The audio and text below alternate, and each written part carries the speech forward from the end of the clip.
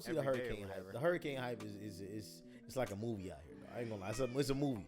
Cause it's like, you know, at the beginning of the movie they got the newscaster and it's like, we've never seen anything like this in our life, and they always hype it up. Dog. Like news coverage for hurricanes is one of the most hilarious things ever, dog. Cause it's like they make it feel like God is coming back. Part of me is excited to see it. No. Like when I watched Twister as a kid, I was like, oh, this regular. Nah, like for real, the way they hype up Twister, and I love Twister as a kid. I root for more environmental disaster videos, bro. I never got to see 2012. The Day After Tomorrow is my favorite disaster. Day After Tomorrow, yeah. I feel like I've never seen any of those movies all the way through. Like I just be catching it in the middle, like in a doctor's lounge in the freaking like lobby or something like that. And I never see the whole thing.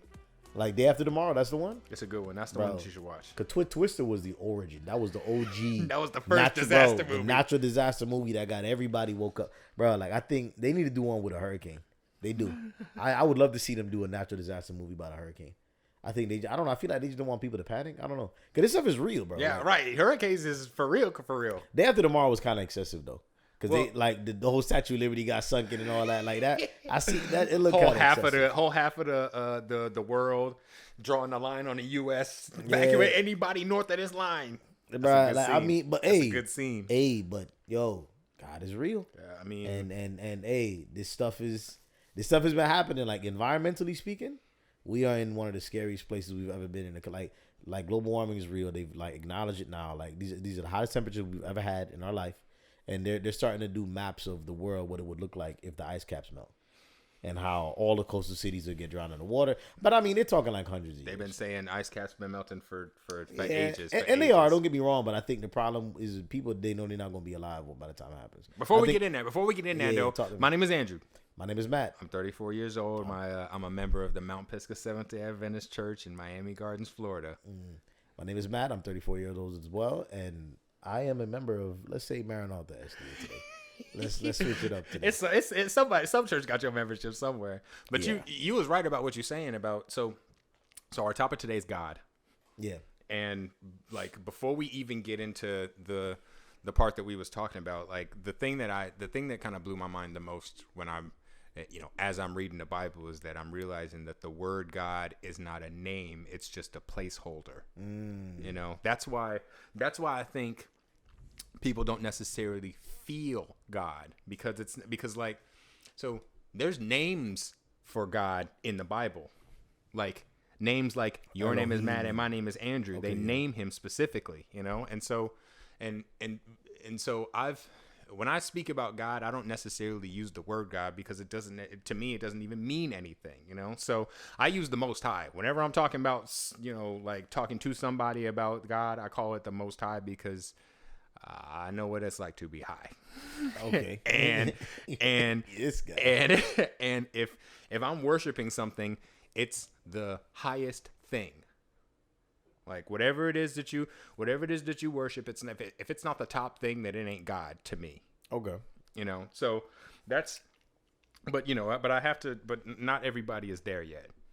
Not everybody is there yet. God is an interesting concept. I would argue it's the most controversial topic in human existence is, God and afterlife and those things. Religion in general, but every religion, centers around a God. And it's kind of wild where, a deity of sort. And if you go anywhere in the world, you can ask them who their God is and they can tell you, whether it's, the Buddha or it's Muhammad or whoever, like Elohim. There's gods everywhere. Yahweh. I mean, there's so many names. Some cultures have multiple gods. Some cultures just have one. Some cultures don't believe in any. And I think we have to start looking at the traditions of each like country and each culture and, what we were trained to believe, I think a lot of us, we don't understand what we were trained to believe and what we actually believe. Like we don't take the time to step out of what was expected for us to believe, and then like, and a lot of people, as a kid, we never got taught multiple religions. And that's one of my biggest, like upsets when I got older. I'm like, yo, why didn't they tell me about Buddhism and what Muslim and, and like all these other religions? What they believe. Yeah. Like it would have made me double down on my religion because it would have been like, maybe. In my opinion, it would have made me for sure. Well, I got a little bit of pushback about what you said because I don't think that multiple religions have. I don't think that different religions have different gods. They just worship different deities. Okay. Because for me, there's only one God. That's why I call it the Most High, because no matter what it is, if you worship other deities, they're sub gods. Right. You know what I mean? Which, I mean, that's okay if you want, if they're, as long as they're above you, you can worship them. I mean, that's what, Greek and Egyptian culture was. That's why they had multiple ones, but that's why they had multiple deities. But that's, a deity is different from God. Cause like I said, when I think that you're right, that you could go to anywhere and you'd be like, yo, what God do you, what God do you worship? And they would tell you, they would say something. Yeah, of course, yeah. But I don't. As I read the Bible, it seems to make it very clear that there is a something that is at the top. Yeah. And that something, in my mind, it has multiple personalities. Right. It like that's why there's multiple names for that's why there's multiple names for the Most High in the Bible, is because it shows up in different ways, both good and bad. And you know what I'm realizing though, a lot of gods, and and it's true, it shows up good and bad. But I think every God, and I think this is like, we have to start looking at the common denominators. Like, what does every God require of humans? And if you look at almost unanimously, every God requires humans to sacrifice something. Every God is just not there without asking a human to sacrifice something. Like, you're gonna either sacrifice time, you're gonna sacrifice money and offering, whatever. Flesh. You're gonna sacrifice. Hey, who knows? That's just some religions offer to sacrifice. Some deities flesh. Require a sacrifice of flesh. And I don't think we take this perception of sacrifice like literally enough. Like, I think sacrifice equates to love. I think, like, if you love your God, you're willing to sacrifice for your God. You're willing to do whatever it asks. And I think sacrifice is synonymous with love, in my opinion. Break that down. Sacrifice and love, I think you can interchange those words. Like, if you love something, you're going to sacrifice for it. That's a good point. Like, a mother loves her children, she's willing to sacrifice. That's true. And you see it on any stage of love. Like, I mean, and we don't think sacrifice is like I'm not sacrificing my life, but even if sacrificing time. Mm-hmm. Shows importance to certain things. I think that you're right, but the word sacrifice tends to imply some type of loss. Yeah, a loss and a gain at the same time. I don't think the word sacrifice implies a gain. Let me think about that. You gain in a sacrifice, like you give something to gain something. That's what a sacrifice is. Actually, technically sacrifice. You're not. Let's look it up. But I don't sacrifice. You're not guaranteed anything back in a sacrifice. That's what I'm saying. That's why I'm saying. That's the thing. But that's why sacrifice is synonymous to love, because they say love is dumb, love is stupid, but it's really. But if you look at sacrifice looks stupid too. And like equivalent exchange. We've talked about these things like. Sacrifice is something that's required. That is real. Equivalent exchange is real. It could get real deep here, and it's like sacrifice is you're not guaranteed anything back when you sacrifice. Okay. Sacrifice. Let's hear the definition. It's faith. You're right. There's definitely a lot of faith when it comes to sacrifice. So we're looking at the definition of sacrifice from the Oxford Languages. Let's see here. Noun: an act of slaughtering an animal or person, or surrendering a possession as an offering to God, or to a divine or supernatural figure. There's also a verb, which is to offer or kill as a religious sacrifice. So sacrifice, the action is to offer or kill. Offer or kill is a religious sacrifice. The noun, the person, place, or thing is the act of slaughtering. Yeah, and there's nothing in that definition that says you're gonna get nothing back. Exactly. That's what I'm saying. Sacrifice nothing in that definition that guarantees you're gonna get anything back. Right. And that's the scary part, and that's why people are scared to fall in love, because they know they're gonna give something, but they might not get it back. Yeah, you definitely give something. And that's why I think in my opinion, as I said, and people argue with me about this all day and night, but in my opinion, sacrifice and love are interchangeable words. Because you can't have love without sacrifice. Right, but love comes with the implication that you're getting something back. Not necessarily. Cause just because you love somebody don't mean they love you back. You know what I'm saying? Just because I mean, you know, you hear people say it all the time. I loved him. I did everything I could, and he still didn't love me back. Cardi B, and she ain't doing nothing. Yeah, she ain't doing nothing for you. Love does not guarantee nothing in return. It doesn't guarantee nothing in return. It's just like I love and sacrifice are synonymous to me, and people are like, "How? They don't make sense." But it just, in my experience, from what I've seen, that they're the same thing to me. And I think that's what God expects us to do: sacrifice. I think some religions like encapsulate that, and they ask you to sacrifice certain parts of your lifestyle. Yes, that is true. Yeah, and I'm trying to think. Because when I think of the sacrifices required from the sacrifices that God requires from us, I think that those sacrifices are something that is hindering our growth or potential or whatever. Those sacrifices are hindering us already. We're asked to sacrifice the things that are stopping us from becoming the optimal person. Yeah. You know, which most of the time isn't necessarily fun. Yeah, but and it's like, you can argue about the balance of sacrifice in every religion, because there's some religions that at some point you have to take a pilgrimage to Mecca, in Adventism, in some corners you're expected to be vegetarian your whole life. You know what I'm saying? Like, gotta sacrifice that chicken. You gotta sacrifice as I said, there's no religion on the planet that doesn't ask you to sacrifice something. In every religion, God asks you to sacrifice something. And I said, there's some extremist religions that want, I don't know believe that their God wants you to sacrifice. I don't necessarily agree with that statement that he requires you to sacrifice something, but he definitely requires you to give something. Now, what's the difference between give and sacrifice? I understand. Look, sacrifice is a dramatic word. I'm trying to think. No, but it's a dramatic word. No, because I think that it's important that I explain the difference, because when you give something to someone, it's a voluntary thing. You are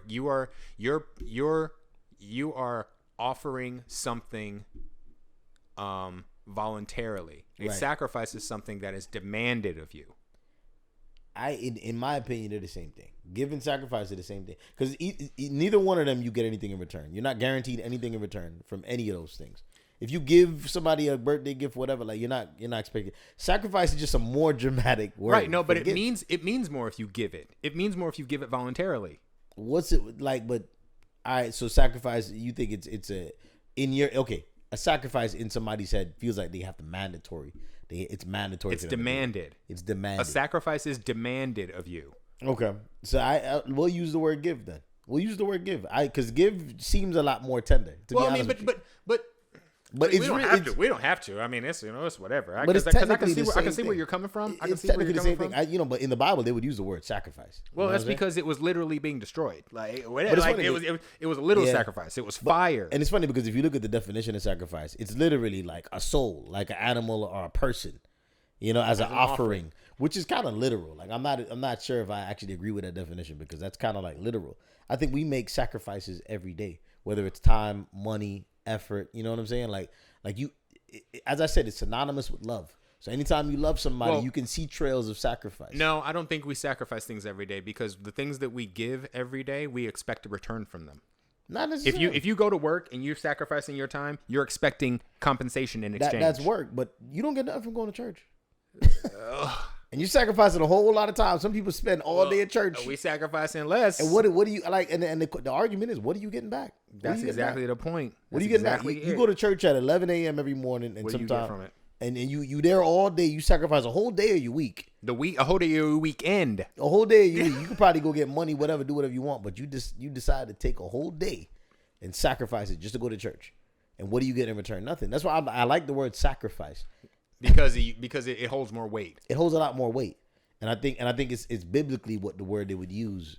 And I think we think sacrifice is like a life or something dramatic, but it could just be your time. Yeah, it could just be your resources. It could be your money. It could be your effort. Yes, you're right. It can be all of those things. I want to say but I'm not sure what I'm like, because I don't, because you do get something back from those things.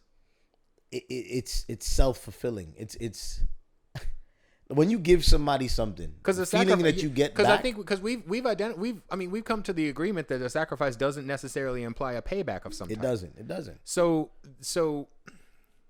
because when you sacrifice your time at the church, I don't know about you, but when I'm going into church, I go into church because I expect to be filled in some way. Typically, optimally with knowledge. Right. You know, so it's a trade. It's a trade. Yeah. It's not a sacrifice. It's a trade. It's usually a trade. You trade your time to go there, and it should be. I mean, it's rare that you like a lot of, and that's the thing. I think, but that's what maybe that's why you call it a sacrifice, because you don't usually get something back. No, but look, the Bible defines look, the Bible uses the word sacrifice very interestingly. I'm actually curious to look up the uses of the word sacrifice in the Bible, because sacrifice is one of my favorite words, because I don't think people understand the definition of it, especially used in today's modern age, because it doesn't always mean a life. Well, but it did in the Bible, though. Yeah, but it doesn't always mean a life. Not anymore, but it did in the Bible. If we're talking about the biblical definition, it was death. That's what a sacrifice was. Yeah, right. But if you replace the word sacrifice with love, it still works. It still works. For God so loved the world, right? Well, yeah, that's for God so sacrificed himself for the world. You know what I'm saying? It's like that's that he gave his only begotten son. I don't know if I believe you. I don't know if I can go with you on that one, but I definitely, because the biblical definition of sacrifice came with a death of some kind. It was an ending. Right. It's like there was there. And I mean, you don't necessarily get your time back if you sacrifice time, now I think it's different. I think it's different now. Why? Because we don't necessarily sacrifice anymore, because we expect something in return. We expect to get something back from it. That's a problem. That's not in my opinion, that's not true sacrifice, man. True sacrifice doesn't mean you're expecting something back. Remember, look, listen to the verse I was just saying. For God so loved the world. And it's funny because it says for God so loved the world, and then it tells you why he loved the world. So for God so loved the world that he gave his only begotten. He gave. It's funny because they use the word give there, not sacrifice. You know, technically that, you know what I'm saying? Like we could, it literally says he loves the world, and then it tells you why he loves the world. Because he gave his only begotten son. Well, in that example that you gave, the synonym for sacrifice would be gave, not love. But for God so loved the world that he sacrificed his only begotten son. Yeah, but it's telling you why he loved the world. Right. Because he.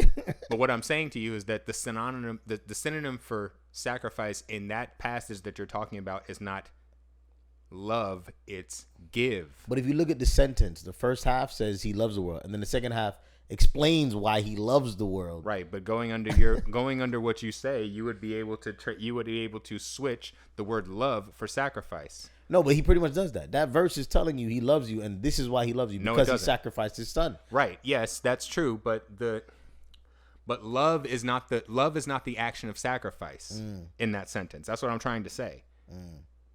I see what you're saying. In a more direct, like give is really the word with sacrifice. If it's a synonym, you could use it whenever. You could switch it right out. So because if we're going by what you say, then it would say, "For God so sacrificed the world that He gave His only begotten Son." That's not it. Yeah, you can't substitute it directly, but that verse is literally telling you in the first half He loves you, and then He's telling you in the second half why.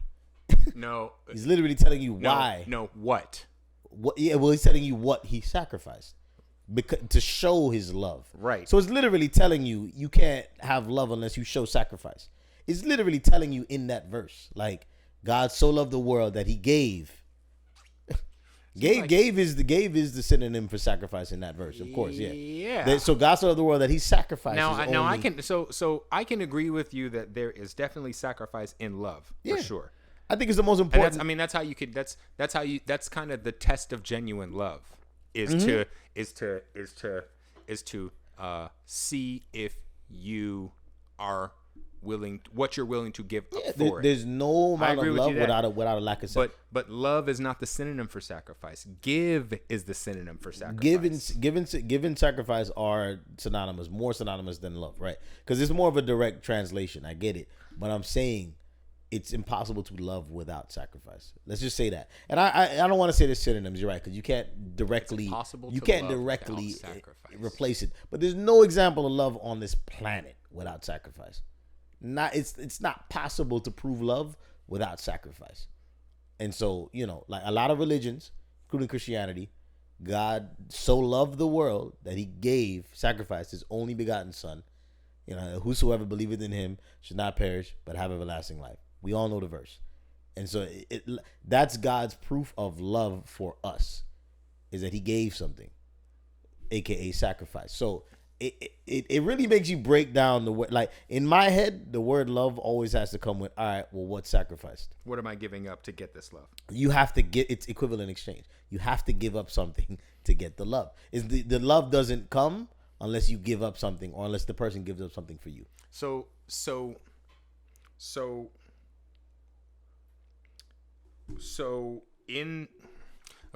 what does that mean for God then?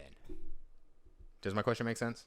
Yeah, no, I mean, that's what we're saying. Like, God gave his only begotten son. Oh, but that happened. That was once. Yeah, I mean, well, so you're saying God never sacrificed nothing else? I mean, I I can't think of any biblical examples. I mean, there's countless times where God sacrificed, like Noah's Ark, and he wiped the whole earth clean with a flood. Like, you know what I'm saying? Like this natural disaster thing. Like God's always sacrificing old things for new things, and just like right. But that's because he gets new things. But does he know he's gonna get the new thing? Does God know that if he sacrificed something old, that he gets something new? I think yes. I think the answer to that question is yes. So you think God sacrificed his son knowing, like, I mean, well, that was the plan. Well, God is the all-knowing. That was being. the plan, right? Yeah, I mean, that's the plan of salvation. Yeah, and that's where the questions start coming in. You know what I'm saying? Okay, that's when the contradictory questions start coming. No, just the questions that what? It's funny, but back to this. No, it's funny. Not like, because you have to ask every person why they left the church, and it's funny to hear every answer. This girl that I met this past weekend, never met her. She's Spanish, by the way. And I said, well, like, how come you left the church? And you know what she said? She said, I asked too many questions. Well, no, I'm serious. And she said they don't want to answer my questions. That's because the church doesn't have the answers. The book has the answers. The book has the answers. Yeah, and like, you can always tell somebody, well, go look in the book. It's the answers are there, but it's like, you've been here your whole life. You're born and raised. You told me this was the answer. You should be able to tell me the answer. You know what I'm saying? Like. And she said she left the church because she couldn't get answers. Yes. And like I said, that's because the church doesn't have the answers. The book has the answers. And if the church taught the book, they would have the answers too, but they don't teach the book. So when it comes to God, the Most High, you can't get the answer from people. You have to get it from the book. And you only get that from reading it. And honestly, I keep saying this, that like the Bible is a library of human experiences. That's literally what it is. Yeah, it's a storybook of sorts. Yeah. But it's a human book. It's not and here, this is one of the reasons, I guess, why we call this Heathen Radio, because like there are some things in the Bible that were put in there by humans, not by God. And when you read it, you can. That doesn't necessarily mean those things are incorrect, but they're not godly. They're mortal, right? And so, if that's the case, and there are some things in there that are there from humans but not from God, then there's the chance that those things are incorrect, right? But you have to study and show yourself approved to find those things. That's what I think. That's what I kind of think. And so so in relation to what God is and how that relates to the Word of God, it seems very clear to me that the Bible says that God is all things. all things, everything. Right. If whether it's living, dead, the past, the present, or the future, it's all him. Alpha and Omega, right? And that includes good and evil. Right. That's why you can find God in the hurricanes. Right. Because they come from him too. Yeah. And I think that it kind of goes back to what we were talking about in the previous episode near the end, where it's like I think that the church specifically teaches that only good things come from God, whereas the Bible definitely does not say that. Yeah. And so if going back to what we were talking about when it comes to sacrifice, you have to know what you're getting back. And I think that the most of the reason why people our age are leaving the church is because we sense somehow that the church teaches a incomplete, if not incorrect, version or view of the Most High. You know, that's so I've just been honestly, even though I'm a member of a church, I read the Bible more than I go to church. Yeah. Which is what everyone is expected to do. That's what everyone's expected to do. Yeah, I don't know if that's true. You know what? It's expected for everyone to come home and do their own research, and then go to church and what? As Kirk Franklin says, you could have a gym at home, but it's not more effective than going to the gym with a trainer. You could stay at home and study all day in the Bible, but it's always more effective to go to the church and get an actual trainer, which AKA the pastor. The church is the trainer in this analogy. Is that what you're saying? The pastor's the trainer. The pastor's the guy that elaborates on the message. You studied at home in your basement all day. Like, you know, it's perspective on the message, you know? It's God shining his eye through this guy at the pulpit to tell you what you should be seeing in this text in the scripture. It's all perception. Why do we need that? It's all perception. Why do we need that? Why do we need that positive perception? No, why do we need somebody else's perception of the words that we're reading in the book? Well, sometimes your perception might be negative. Sometimes your perception might be incorrect. You might read something in the Bible and take it too literal, or you might, and that's the other argument, and that's the crazy part, is that perceptions literally can create whole other religions. Like if you want to argue with Adventism's perception of the Bible, created a whole religion around Seventh-day Adventism. Like our perception of the Ten Commandments and the fourth commandment being literal. Like we have to worship on the seventh day. It's not my perception. It's a perception that was given to me. Yeah, but I mean, you could. This guy from Sunday could argue with you all day. This guy that go to Sunday church all day could argue. Well, hey, he didn't mean it like that. This and this and this, and it's Bible is a full book of perception. And I think that's when a lot of the churches are they're falling apart from the Bible. And I think that's why Joel Osteen became such a big deal. By the way, and we're gonna talk about Joel Osteen right now. Because Joel Osteen became the person that said, remember, he at the end of the every sermon he's like, all right, y'all, make sure you get into a Bible-based church. But that's probably the most he ever said about that. He would quote scripture in the beginning, and then the entirety of his sermon is a motivational speech. Our churches do that too, you know. Yeah. Like he quotes scripture, you know, at first just to tell you where he's launching from. To support his delivery. To support his delivery, but then he delivers. That's not the point. But he doesn't come back to the scripture. Like he'll deliver the whole sermon. Yes. With just about how you can do better in your personal life. That's the wrong way to do it.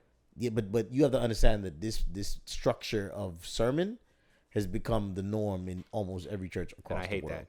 Joel Osteen has made the structure of sermons from now. I mean, I could even argue that most of my favorite pastors now have a Joel Osteen structure where it's like they give you a little word in the beginning, but then they're going to tell you about how you can improve your life personally, because people want to know how it relates to them.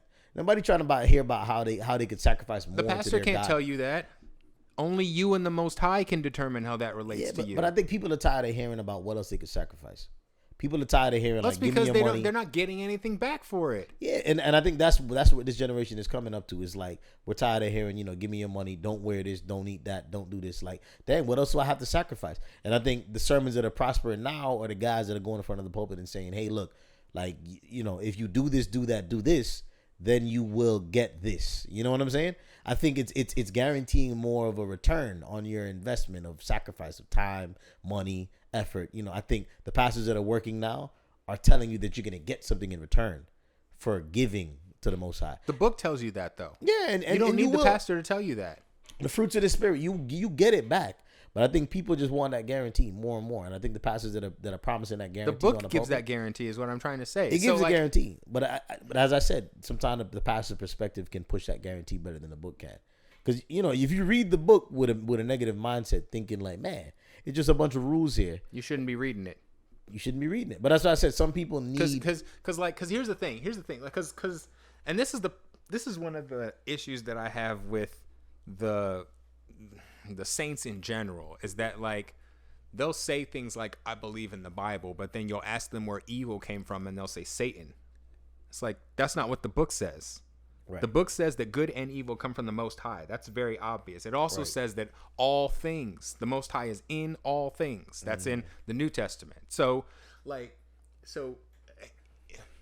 if that's the case, then I suppose that there's an argument to be made that you can get a message from the pastor or from the whoever's delivering a sermon, but you don't need that. That's a supplement. You should the foundation of your study should be you and the Most High. That should be it. That should really be the foundation of your study. And I think most often what happens is the foundation of our study is the sermons, which is wrong, which is way wrong, because you're not going to get a relationship with the Most High by listening to a sermon every week. You're going to get a relationship from the Most High by reading the words, the words in the book. And so, and I don't, and maybe that's partially why we call this heathen radio, because I guess some of the saints are going to think that what I'm saying is heretical, or which whatever, they got no heaven or hell to send me to anyway. That's what they say. So, I think it's frustrating to me because I didn't gain a personal relationship with the Most High until I stopped going to church. Interesting. Until I stopped going to church and started reading the Bible. Okay. Because you will get epiphanies from just reading the words. You will. Just reading the words. I mean, the first 5 books of the Bible, you get a lot. You got a lot just by reading that. It's a lot. Yeah. It's and like season 1 is crazy. Yeah. Season 1 of the Bible is season crazy. 1 is jam-packed, dog. Crazy. There's magic and curses and blessings and miracles. There's a lot of stuff in there, and I think that Adventists specifically used to call ourselves people of the book because we read it. But I don't think that happens anymore. I mean, I don't know about you, but I mean, I've been, let's see here. I haven't opened a book in probably a week or two or whatnot. No, that's not true. Last Sabbath lunch, as a matter of fact, we opened it up and went into some parts of it. But church doesn't give you a relationship with God. Only you reading the book can do that. And I didn't realize that until I, like I said, stopped going to church. No, the thing is, a lot of people don't have the mindset to read the book, and that's the scary part. Is like the book is daunting. The book is daunting. Let's be honest. Like it's really not. If you're reading the King James and all that, and you're trying to translate what these big words mean, and it's let's be honest. It's with all the media coming down to our level at this point. It's wild. People think it's crazy to like. Actually, like a lot of these words are, and it's especially the King James is becoming extinct. You understand that, right? Like a lot of people are going to the NIV, and people are doing the translated. I read a New Living Translation. New Living Translation, yeah. So it's the King James version is becoming an old version of the Bible. Well, you can't just get a regular King James version of the Bible from off the shelf. You have to get if you're really trying to hear the Most High, you have to get a study Bible. Yeah, study Bible. You have to get a study Bible because there's context to every word that's in there. And of course. And I mean, this is something that I heard a long time ago. Well, that I heard a lot is that, we kind of ignore the context when we're talking about, when we're trying to make a point. And I guess that's true. I guess that's true, but at the same time, it's the you don't really know the truth until you get the context, until you know when these words were written, who they were written to, who wrote them, and specifically the cultural context around those words. And we don't teach that. The church does not teach the context. They just teach the words. Yeah, but look, I've had conversations with people in modern day, like within the last year or so, that say they don't want a Bible-based church. They and it's funny because they want feel good sermons that help them get through their daily life. They don't really want to hear what Job did and Moses and Abraham and all that. Like they don't find those examples relevant in today's day and age. They feel like in order for you to reach me, you need to tell me what I can directly do to change my mindset in order to get me more positive about my day-to-day life. And as I said, and I think that's what we called earlier, it's a Joel Osteen sermon. It's a Joel Osteen sermon. Why do you need God then? No, and I think that's if you're just looking for a motivational speech, what do you need God for? I think God is in a state of mind as well. I think God influences your state of mind. Yes, 100%. And I think that's most people's problem is why they can't get to God is because they have the wrong state of mind. So they can't reach him because they're not in the right mental space to connect with him. So I think a lot of pastors are trying to get people in the right mental space to connect with him. And I think in a lot of that, they've been so busy doing that they've forgotten the biblical aspect of it because they feel like the biblical examples are not reaching people anymore. And I don't blame a lot of them. I'm not gonna lie. I don't blame a lot of them for going directly to the person instead of trying to use the biblical examples because the biblical examples throw people off sometimes. What state of mind do you think people are in? I think some people are just generally in a pessimistic state of mind. They don't think that they can do it. They don't think that they wake up and that they're chosen by God. They don't think that they're highly favored. Like they don't think that they have an advantage over the population. Like, you know what I'm saying? Most people wake up thinking that they can't do it. Do you think those people believe in God? I think they do. But I don't think they understand what he's capable of. And I think that they need some help to pull that into perspective. And I think that's what these pastors are doing. They're pulling the perspective of the power of what God can do mentally, because I think, I don't think we talk about mental health enough. And I think a lot of people, especially nowadays, it's a mental thing. It's fully mental. Like, and a lot of people are confusing the fact that if you think you can do it, you can do it. No, like if you think God can do it, then you can do it. You know what I'm saying? It's just like, that's a good point. But it's a mentality that I think a lot of people are missing. And that's what they go to church for that mentality. It's like to like the boost. The boost. I can do this boost. The boost. They just need that boost once a week to get through the week, whatever they go to work, whatever they do, what they do. But they need the positivity, the mentality to get through the week. Like, and they go to church for that. That's what they go for. And so I think when you got a pastor that's up on a pulpit just talking Bible this, Bible that, and he's talking Bible stories and just Bible and look what they did back in the BCs, and you're like, that. How does that apply to me? No, but you can read that story yourself. If all the pastor's doing is speaking is telling you the story that you've already read, what's the point? Why do we need the pastor? I can just read this myself. But it comes down to lack of motivation. I think it's like if you don't think anything is gonna work, why would you even dig in the Bible for the answer? Like if you don't even think that's gonna work, you know what I'm saying? I think it's easier to, and I think, and it's sad, but it's true. It's more about convenience. Is that you get to sit in a room for 2 hours and listen to somebody tell you why it's gonna work. Well, but I think the reason why people have that mindset is that they don't actually think God is real. No, and even if they think God is real, they don't know what he's capable of. No, because if you really believed that God was real and acting in your own life, you wouldn't need motivation. You would wake up every day motivated. Because all you would need is the Most High. And maybe that's a problem. Maybe people have a hard time believing that God is real. And so maybe they need church to remind them every week that, look, he's real. But it doesn't work. Just in case you forgot, he's real. You can't be convinced that God is real. You have to know God is real. Yeah, but as I said, some people won't even look for him until they hear that he's that's real. Why you don't find him. That's why. I'm gonna be honest. Some people, I guarantee, some people go to church every week just to remind them, God is real. And I think that's a lot of people. To be honest with you, I think You're a lot of people right, go, bro. I think a lot of people like they believe it, but they need reconfirmation, so they go to church every week. Okay, yeah, he real. You know what I'm saying? And then they get something happen for their life.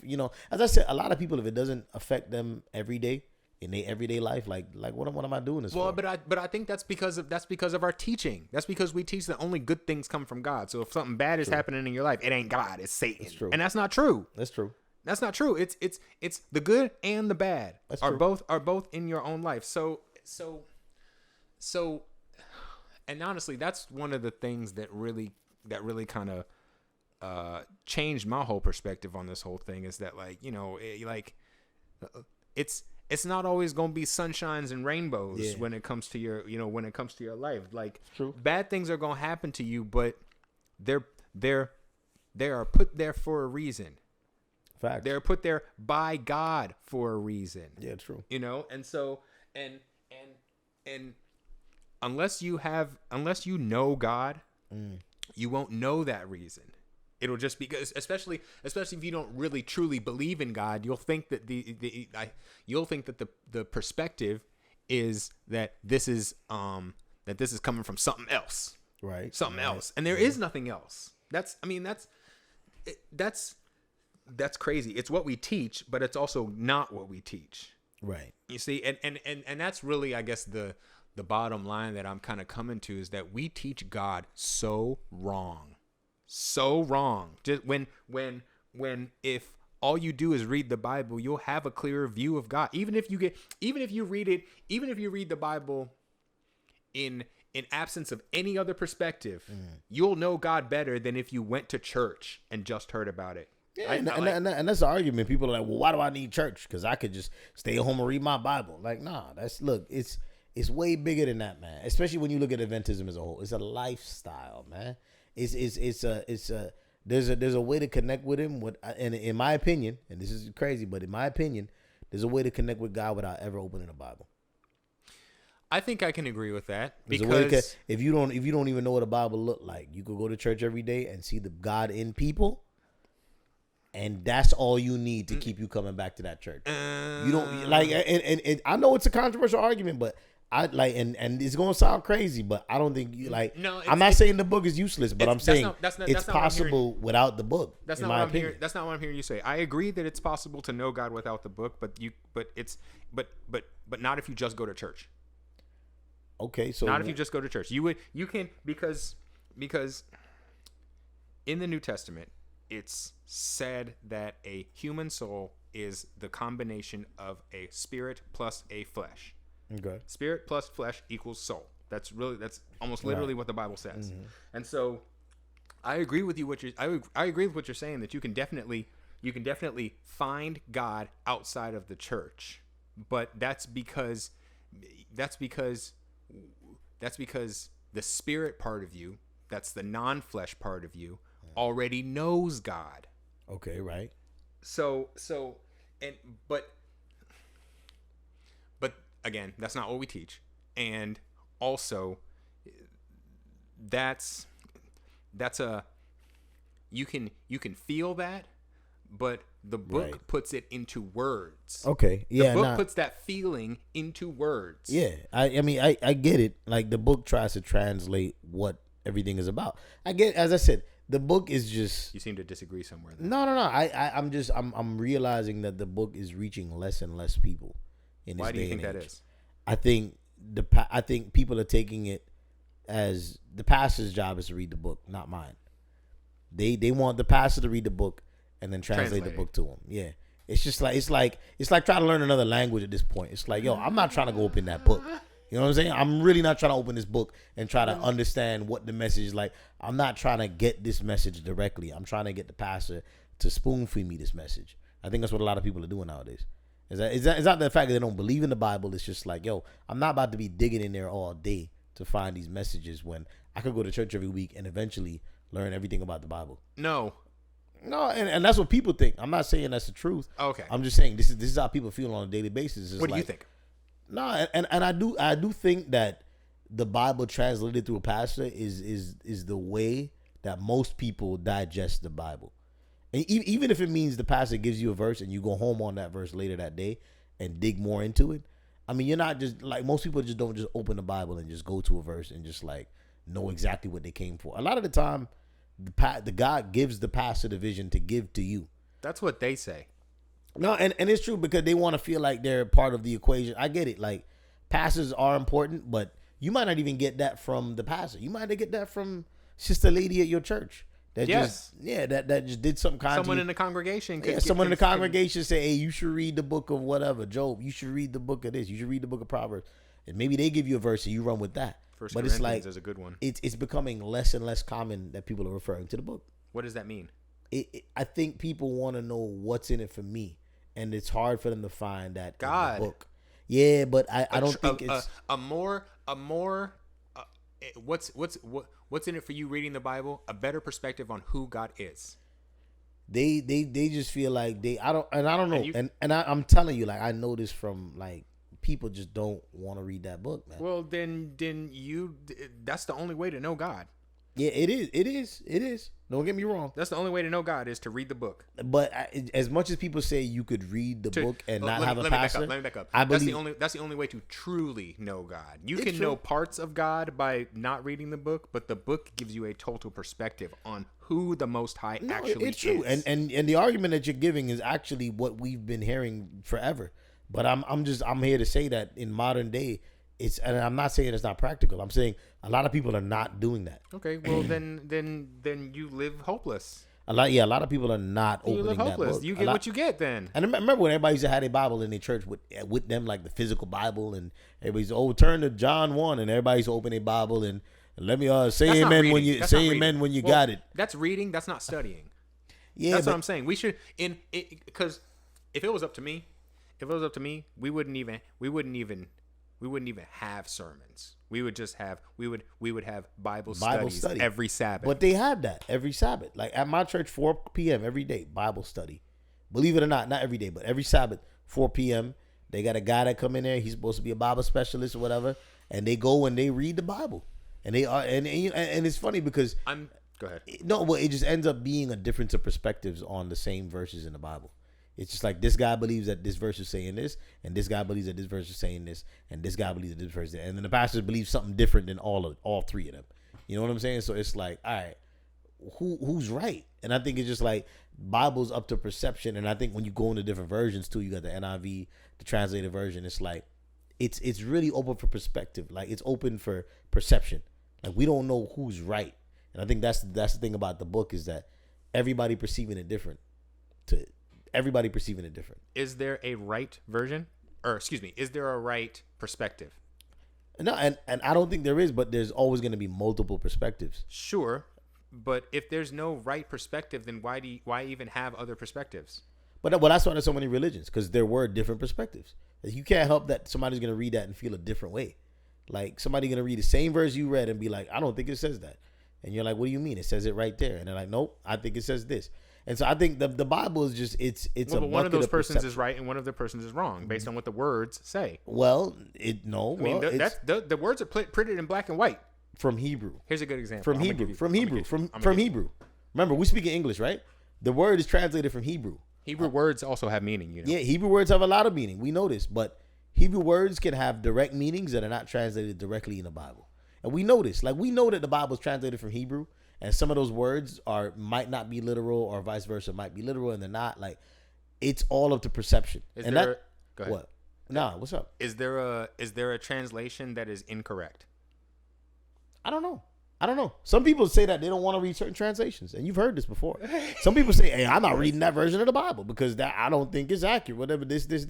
I think I'm gonna be honest. I think the Bible has answers, but I think a lot of our generation is not getting our answers from the Bible. Telling you that right now. We're not getting answers at all. I think we're getting the answers through the pastor's study of the Bible. No. The pastors don't have the answers. Well, if you trust the pastor's vision that's given from God, I don't think it's harmful to take the pastor's perception of the Bible.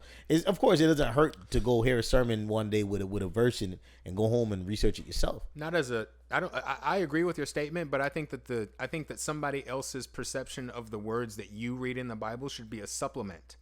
It should be a supplement. The thing that if you believe in God, your your interpretation of the words should be your primary interpretation. Now, if somebody else comes along and says, well, my perception is a little different, it can be like, okay, well, maybe that's what the Most High is saying to you. But or if you have a pastor that says, well, we're reading this, and honestly, when do pastors ever really do this, where they actually bring a verse in the Bible and actually tell you about the context and that kind of stuff? They don't do that. They have a message, and then they use a verse in the Bible to supplement that message. Supplement the message, yeah. But that's the wrong way to do it. No, but you have those super Hebrew pastors that break down each Elohim and all these like Hebrew words and go down to the Greek basis of the word and all that. Like, and most, I'm gonna keep on hundred. Most people ain't trying to hear that. Then you not trying to study. Then you're coming to church for a different reason than to know God. But yeah, they want to know how they can improve their daily life through God.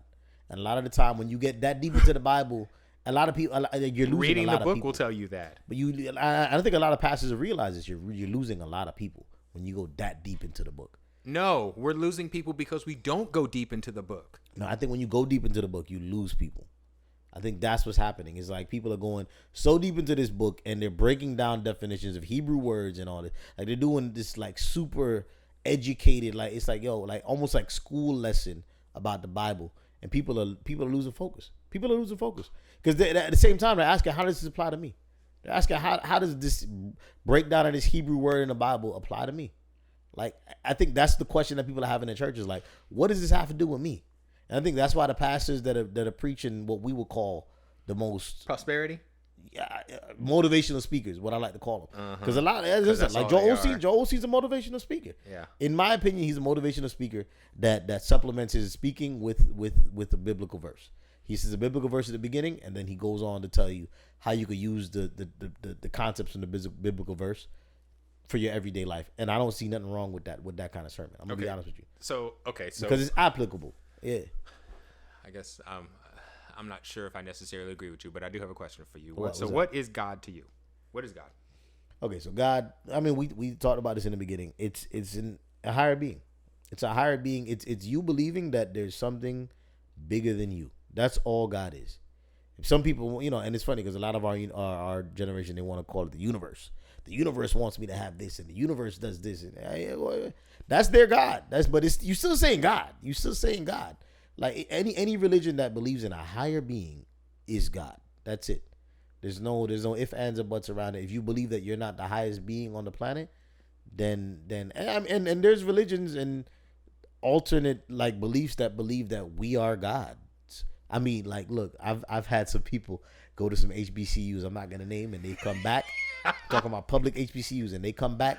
And look, I love HBCUs, by the way. I think it's our only hope as uniting as a black community, by the way. Like, I'm gonna just put that out there right now. All right, sure. No, I'm gonna put that out there right now. I'm with you. I'm gonna keep that 100. Like, a lot of us find our black identities in our 20s at a HBCU. I'm gonna keep 100. But a lot of these people come back with these beliefs that are very, I guess you want to say, self-glorifying. There's a lot of people that come back from certain colleges with beliefs that God is within them. Well, I mean, what do you call the thing that looks out of your eyes? I mean, pupils. No, pupils are part of your eyes. That's flesh. What do you call the thing that's looking? There is something inside of you that is looking out of your eyes. I think that thing, the essence of that thing, is God. Yeah. But that's and that's what they believe. I said there are so many beliefs that it's becoming like every year is a new belief, man. It's just like God is so many different things depending on who you ask. All things. That's what the book He's says. all things, and I think people are just like, there's people that have 100 gods. You know what I'm saying? A God for this, a God for that, a God for the sun, those a God deities, for the moon. Those aren't God. So what? Like technically, like Thor is a god, right? Like, you know what I'm saying? Like, it's because the word God is a placeholder. Yeah, that's why. Yeah. That's because so is ISIS is also a god, and Shiva is also a god, but they're not God. They're deities. I think and you're right. What I'm saying, like, so what is God to me? What is God to you? Yeah, all things. That's really it. Everything, all of it. It's all God. It's all God. I mean, it's true. It's true. But like, bro, like as I said, if you look at all these religions, everybody got some God. Everybody got multiple gods. Like, you know, people use that word loosely in some cultures. Like, yo, you got Zeus and Thor and everybody got all gods. Like what? Like these are all gods. Like all of them. Like deities. Those aren't God. But they call themselves gods. It's just like, that's bro. because we don't. That's because God. The word God is a placeholder. Yeah, it is. No, it is. It's a thing that you substitute for whatever it is that you think is at the top. Yeah. Yeah. So I guess that's the answer. Let's see here. Where can people find me? Again, my name is Andrew. You can. I mean, honestly, if you want to find me, go to Instagram, Legend of Andrew. What about you? My name is Matt, and at mb.j. 3 letters. That's it. At mb.j. I do a lot of drone things in my spare time. I do videos. I do photos. Just take a look. You might like something. I'm with it.